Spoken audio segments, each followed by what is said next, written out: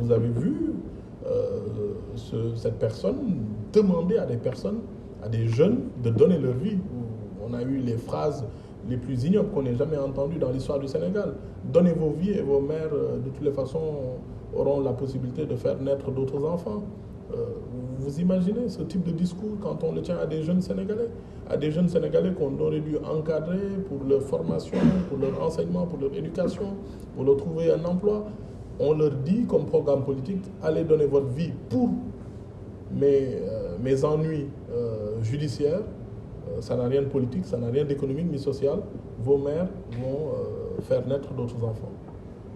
Comment voulez-vous qu'on donne des garanties à une personne sur des sujets de cette nature? Quand on a une affaire devant la justice, c'est une affaire qui est devant la justice. Ce n'est pas donc l'État du Sénégal, le gouvernement, qui s'occupe donc du traitement de ce dossier.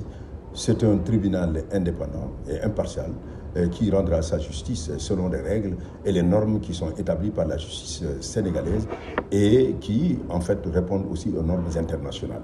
Et si l'on a des réclamations à faire, c'est au niveau de la justice. Si on estime qu'on a été brimé dans ses droits, c'est la justice qui peut le faire, c'est le tiers indépendant que l'on trouve dans tous les pays du monde, où lorsque des citoyens sont en conflit, des institutions sont en conflit, il n'y a rien d'autre qui le fait. La seule institution habilitée à le faire, c'est la justice.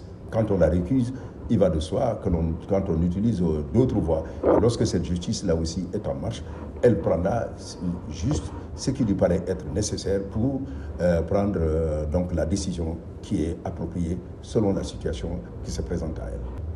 Si la décision de justice intervient et qu'elle prescrit une arrestation, elle se fera conformément aux règles et lois de la République.